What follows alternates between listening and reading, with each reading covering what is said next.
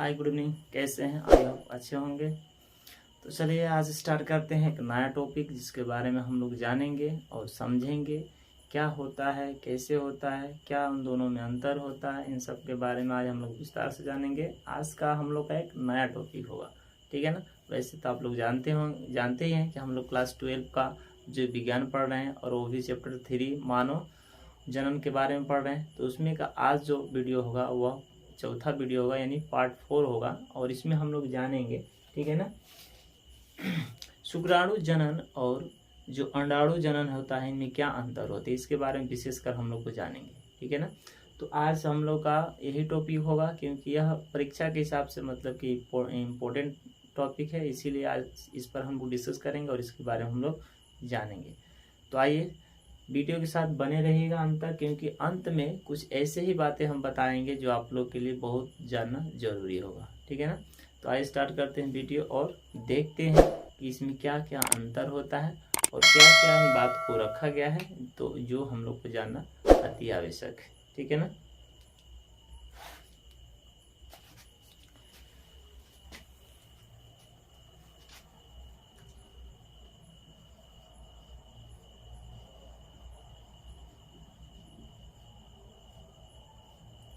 शुक्र जनन, ठीक है ना,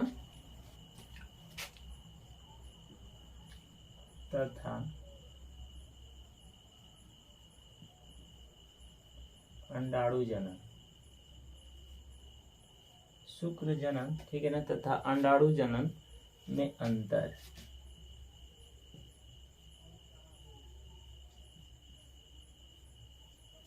ठीक है ना, इसके बारे में हम लोग जानेंगे। इसको इंग्लिश में कहते हैं डिफरेंस बिटवीन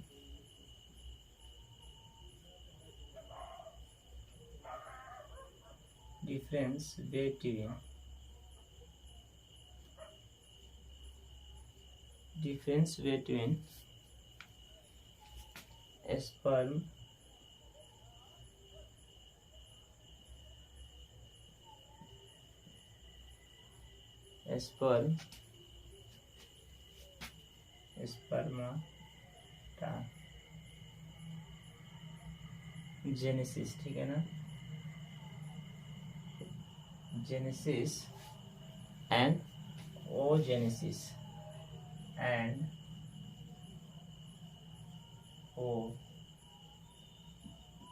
ओजेनेसिस, ठीक है ना।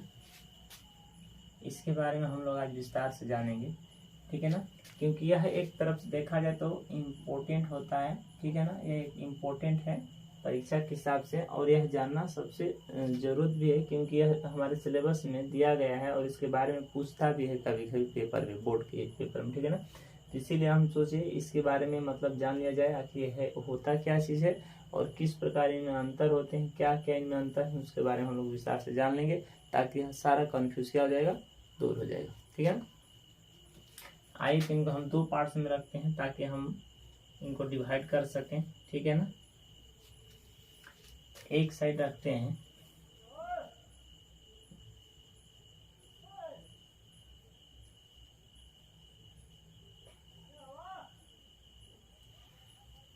शुक्र जनन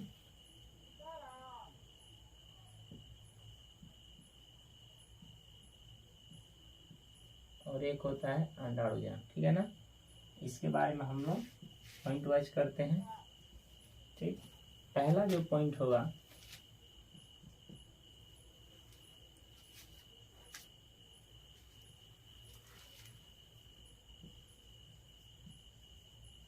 शुक्र जनन, ठीक है ना। शुक्र जनन की प्रक्रिया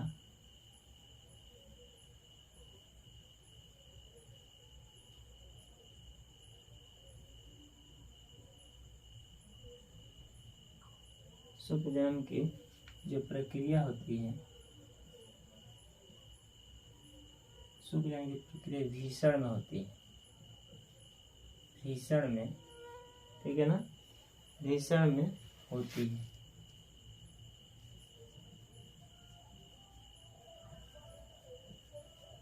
ठीक है ना। अब इधर हम देखते हैं ठीक इसका उल्टा होगा, यह एक नर भाग होता है और एक मादा भाग होता है, ठीक है ना।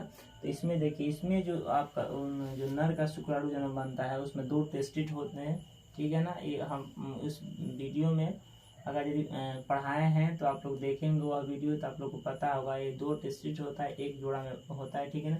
और इसी में क्या होता है कि शुक्राणु जन्म का उसी में निर्माण होता है, स्पर्म उसी में बनता है, ठीक है ना। अब वही प्रक्रिया इधर में, इधर तो मान लीजिए नर के लिए 2 वृषण है जिसमें स्पर्म बनते हैं, तो इधर भी अंड बनने के लिए कुछ ना कुछ तो होगा। तो वही चीज एक उसमें अंतर देखना है और इसमें देखना है कि आखिर दोनों में है ताकि कहाँ कहाँ बनता है, ठीक है ना। तो इसमें आपका जो अंडाणु की प्रक्रिया होती है ये अंडाशय में होती है, ठीक है ना। इसमें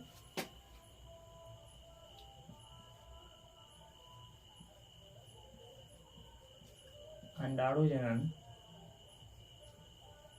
की प्रक्रिया, अंडाणु जनन की प्रक्रिया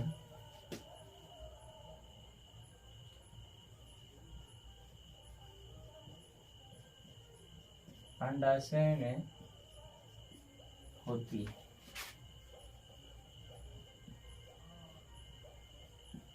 अब देखिए से 2 यहाँ पे समझने वाली बात यह है, इधर में वृषण में होता है और इधर में अंडाशय में होता है, ठीक है ना। ये चीज आप लोग को याद रखना। बाकी पॉइंट तो दोनों एक ही जैसे है, ठीक है ना। इधर में शुक्राणु जनन की जो प्रक्रिया होती है वृषण में होती है और इधर अंडाणु जनन की जो प्रक्रिया होती है अंडाशय में होती है। अब नेक्स्ट पॉइंट की तरफ चलते हैं। वृद्धि अवस्था छोटी होती है, ठीक है ना। वृद्धि जो प्रवस्था होती है वह छोटी होती है। नेक्स्ट पॉइंट जो होगा वृद्धि जो अवस्था होती है,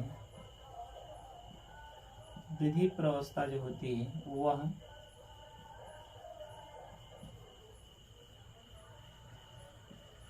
वह छोटी, वृद्धि प्रवस्था वह छोटी होती है,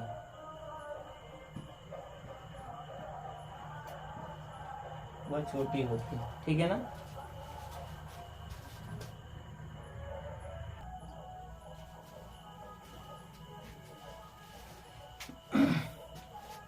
इसमें जो नेक्स्ट पॉइंट है वृद्धि प्रवस्था जो होता है वो क्या होता है, छोटा होता है। अब इधर देखते हैं जो मादा भाग में होता है यह प्रवस्था क्या होता है, लंबा होता है, क्या होता है यह, इसमें ठीक इसके उल्टा होता है, ठीक है ना। वृद्धि प्रवस्था ये क्या होता है कि वृद्धि प्रवस्था बहुत लंबी होती है। जो वृद्धि प्रवस्था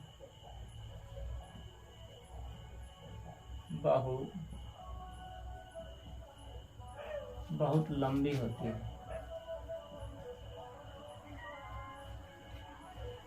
ठीक है ना। जो वृद्धि प्रवस्था इसमें होती है छोटी होती है और इसमें क्या होगा वृद्धि प्रवस्था क्या होगी बहुत लंबी होती है, ठीक है ना। तो इसमें बहुत लंबी होती है, ठीक है। हम नेक्स्ट पॉइंट की तरफ चलते हैं। नेक्स्ट पॉइंट हमारा क्या होगा, जो इसमें शुक्राणु जन्म है, शुक्र जन्म जो होगा वह क्या होगा, नेक्स्ट पॉइंट यह प्राथमिक शुक्राणु कोशिका एक प्राथमिक शुक्राणु कोशिका, एक प्राथमिक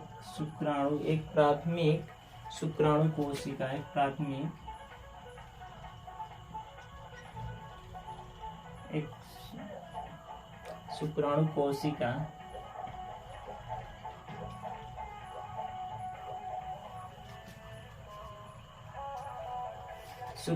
एक प्राथमिक शुक्राणु कोशिका, ठीक है ना। 4 अगुणित, ठीक है ना, 4 अगुणित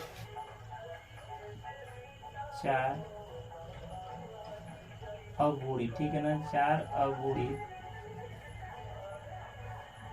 अगुणित स्पर्मेटिस का निर्माण करते हैं। 4 अगुणित, ठीक है ना, 4 अगुणित कोशिकाओं का निर्माण करती है। 4 अगुणित कोशिकाओं का निर्माण करती है,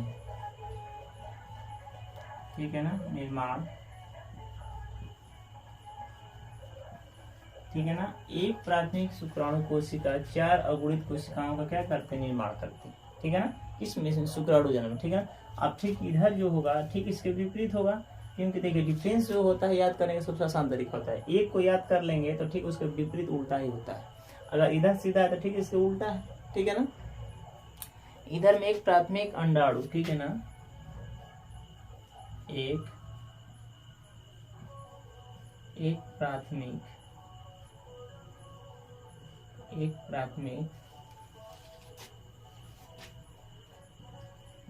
प्राथमिक अंडाणु, ठीक है ना, एक प्राथमिक अंडाणु कोशिका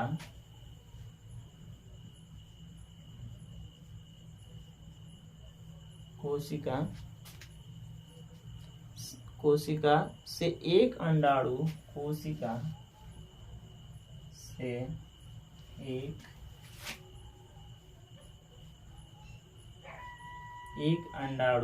ठीक है ना, कोशिका से एक अंडाणु तथा दो या तीन,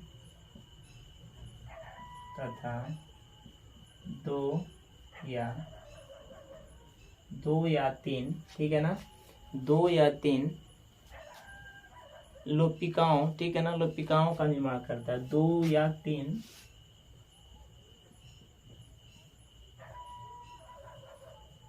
लोपिकाओं, ठीक है ना, लोपिकाओं का निर्माण होता है। 2 या 3 लोपिकाओं का निर्माण करता है, ठीक है ना। देखिए यहाँ में क्या चीज ध्यान देने वाली बात है। एक प्राथमिक शुक्राणु कोशिका 4 अगुणित कोशिकाओं का निर्माण करती है, जबकि एक प्राथमिक अंडाणु कोशिका से एक अंडाणु तथा 2 या 3, ठीक है ना, लोपिकाओं का निर्माण करती है, ठीक है ना।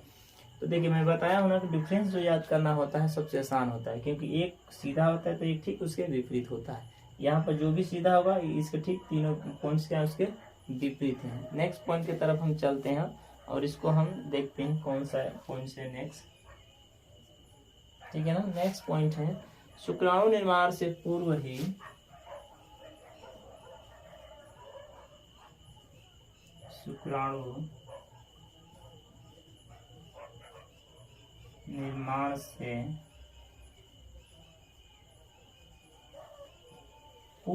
दोनों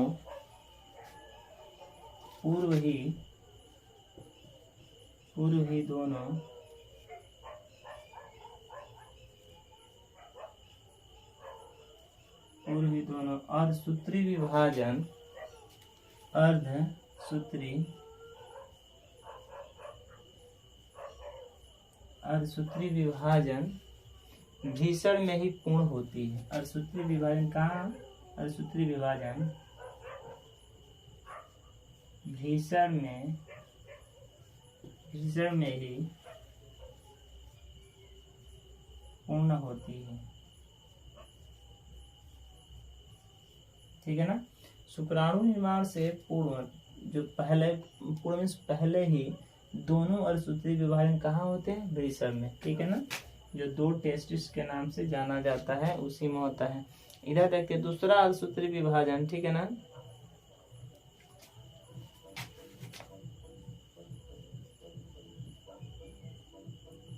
दूसरा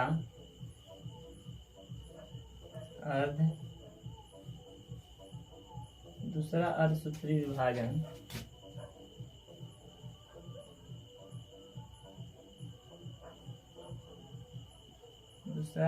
विभाजन ठीक है ना, अंडाणु में,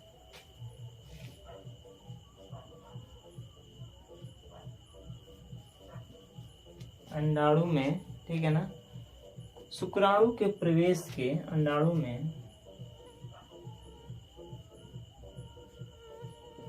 शुक्राणु के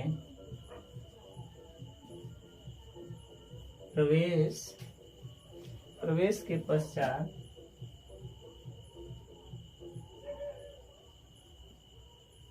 पश्चात अंडवाहिनी में पूर्ण होती है।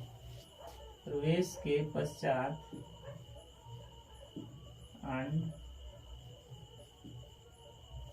अंडवाहिनी में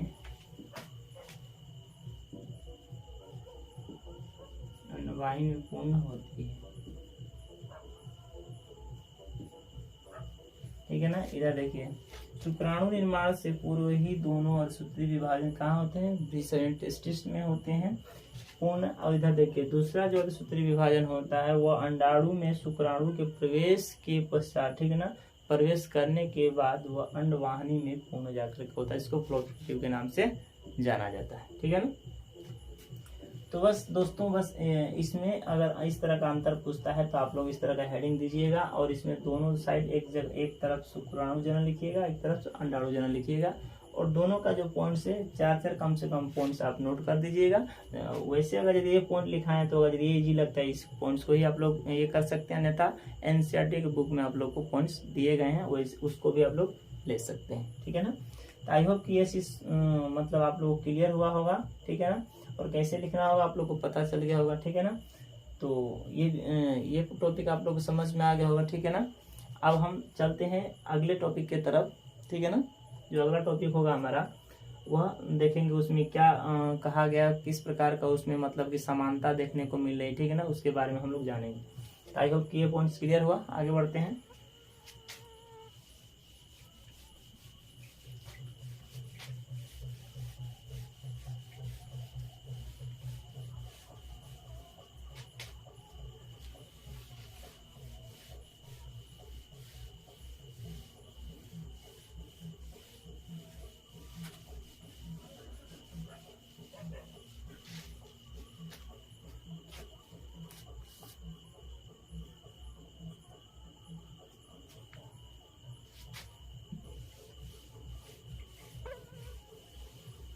नेक्स्ट पॉइंट होगा, अब एक चीज और ध्यान दीजिए। ये तो मान लीजिए कि शुक्राणु और अंडाणु में अंतर पूछ दिया। कभी कभी ऐसे भी प्रश्न पूछता है कि मानो कि जो अंड कोशिका हुआ शुक्राणु में क्या अंतर, जो अंड कोशिका होता है उसमें और शुक्राणु में क्या अंतर होता है। तो कभी ये पूछता नहीं, लेकिन कभी कभी पूछ देता है। तो हम लोग इसको भी मतलब कि कवर कर लेते हैं, ताकि अगर यदि इसको भी तैयारी करना है, क्योंकि अगर यदि आ गया तो हम लोग लिख सकते हैं, ठीक है ना। तो आइए इस वीडियो इस मतलब टॉपिक्स के बारे में जाना जाए, ठीक है। मानो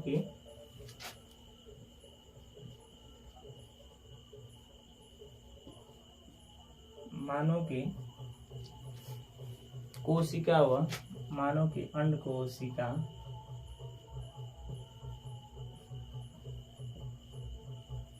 मानो कि अंड कोशिका, ठीक है ना, वह शुक्राणु में अंतर,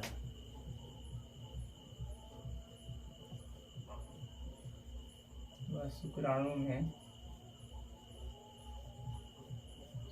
अंतर, ठीक है ना। डिफरेंसेस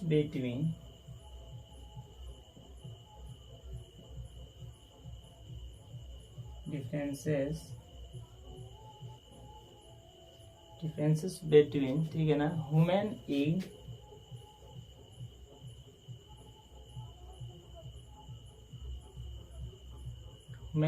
ठीक है ना, एंड स्पर्म,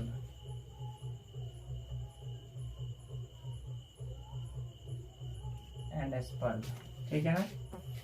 हम लोग इसके बारे में अंतर देखते हैं, क्या इसमें अंतर है। कभी कभी ये भी मतलब कि पूछ लिया जाता है पेपर में, क्योंकि देखिए अगर यदि इसके पहले वाला अगर यदि पूछा है शुक्राणु जनन और अंडाणु जनन पूछता है तो ये नहीं पूछेगा, अगर यदि ये पूछता है तो वो नहीं पूछते। तो हम लोग दोनों को कवर कर लेना है, क्योंकि अगर दोनों में से कहीं से पूछ दे तो हम लोग लिख सकते हैं, ठीक है।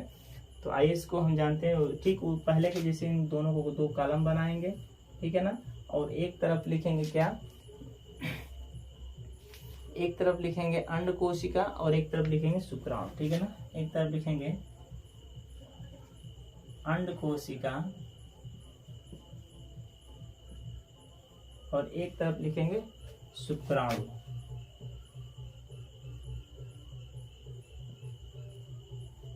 ठीक है ना।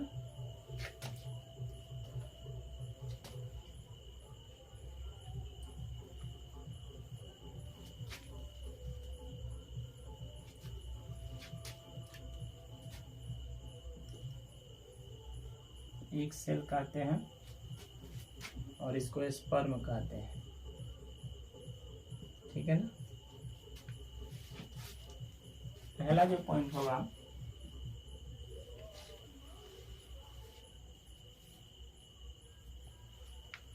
जो अंड कोशिका होता है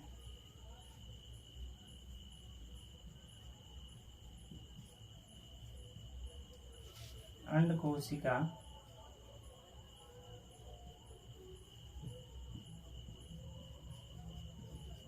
अचल होता है। ये चीज याद रखेगा आप लोग हमेशा।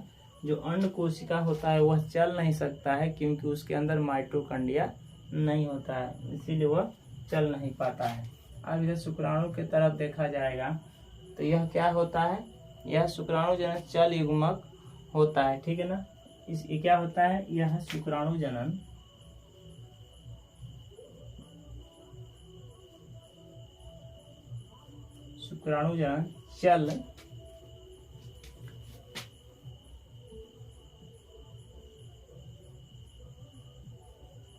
चल युग्मक होते हैं, ठीक है ना, क्योंकि यह वाला नहीं चल सकता है और ये वाला चल सकता है। देखते हैं नेक्स्ट पॉइंट की तरफ, ठीक है। नेक्स्ट पॉइंट हमारा जो होगा, अंडाणु गोलाकार होता है, ठीक है ना। अंडाणु किस प्रकार का होता है, अंडाणु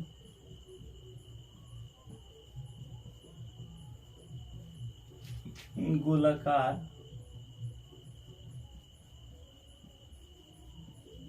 होता है, जबकि स्पर्म जबकि शुक्राणु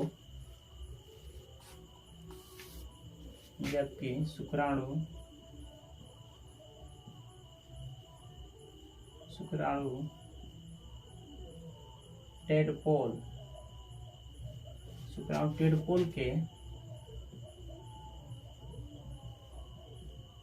आकार का होता है, ठीक है ना।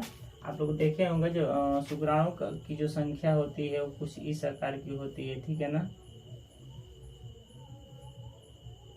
कुछ इस आकार के होते हैं।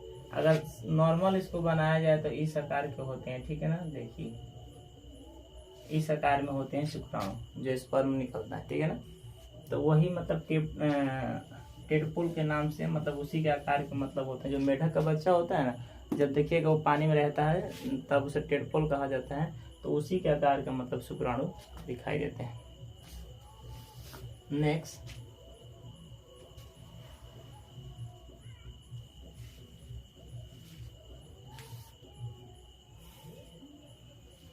पोषक पदार्थ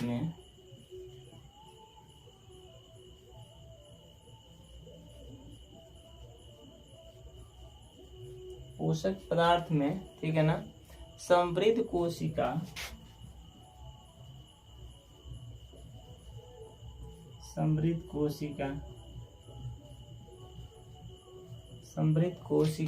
ठीक है ना, द्रव्य बड़ी मात्रा,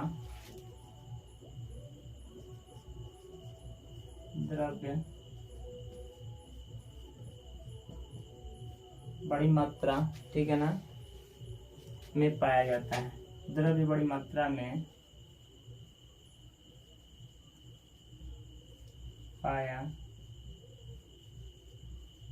पाया जाता है, ठीक है ना। इधर देखते हैं नेक्स्ट पॉइंट क्या है, कोशिका द्रव्य अत्यंत, ठीक है ना। इसमें देखेंगे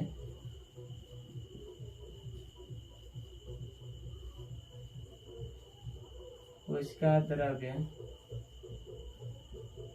अत्यंत, ठीक है ना, अत्यंत मात्रा में पाया जाता है, ठीक है ना। अत्यंत में अधिक मात्रा में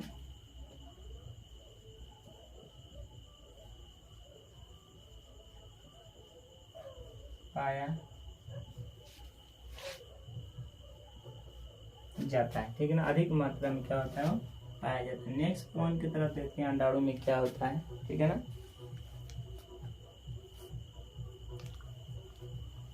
इसमें अनुपस्थिति होता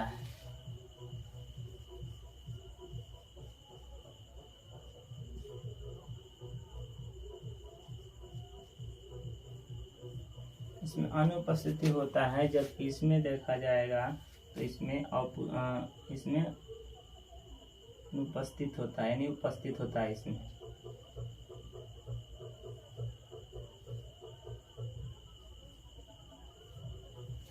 इसमें अनुपस्थित होता है और इसमें उपस्थित होता है, ठीक है ना। नेक्स्ट देखते हैं, कोशिका कला। बस एक पॉइंट और है जो मतलब कि किताब में दिया गया है, उसको हम लोग नहीं भी लिखेंगे तो कोई दिक्कत नहीं है, लेकिन 4 पॉइंट आप लोग कम से कम, ऐसे तो 5 पॉइंट होना जरूरी है, लेकिन 4 पॉइंट भी आप लोग यदि लिख देते हैं तो समझिए कि आपको नंबर मिलना कन्फर्म है, क्योंकि कोई ज़रूरी नहीं, लेकिन 4 पॉइंट से कम आपको नहीं लिखना है, 4 पॉइंट जैसे भी करके आपको दिखाना है। तो आपके एनसीईआरटी बुक में बहुत मतलब दिया गया है, लेकिन उसमें से मैं जो इजी है और जो अच्छा है, जो मतलब सुटेबल है, उसी को मैं यहाँ पे लिखा हूँ, ताकि आप लोगों को जल्दी याद भी हो जाएगा, किसी प्रकार का दिक्कत भी नहीं होगा। तो एनसीईआरटी बुक से भी आप लोग लिख सकते हैं, उसमें बहुत ज़्यादा दिया गया है, ठीक है ना। लेकिन मैं यहाँ पर कुछ सुटेबल और अच्छा जो पॉइंट्स है वही उसी को लिखा हूँ। तो इधर में 4 और इधर में 4, आप लोगों को ज़्यादा याद नहीं करना है, सिर्फ 5 भी 4 याद कर लेंगे तो आप लोग का ये टॉपिक कंप्लीट हो जाएगा, ठीक है ना। तो आई होप कि मतलब ये टॉपिक भी मतलब आप लोग क्लियर हुआ। इधर में अंड कोशिका और शुक्राणु, ठीक है ना, इसमें क्या अंतर है इसके बारे में हम लोग जाने हैं विस्तार से, ठीक है ना। तो बस आज के वीडियो में इतना ही जानेंगे, और इसके अगले जो टॉपिक होगा उसके बारे में हम लोग मतलब अगले वीडियो में देखेंगे कि उसमें क्या कहा गया है, कैसे क्या होता है। तो बस आज के लिए इतना ही, अब फिर अगले दिन मिलते हैं, तब तक के लिए जय हिंद, जय भारत।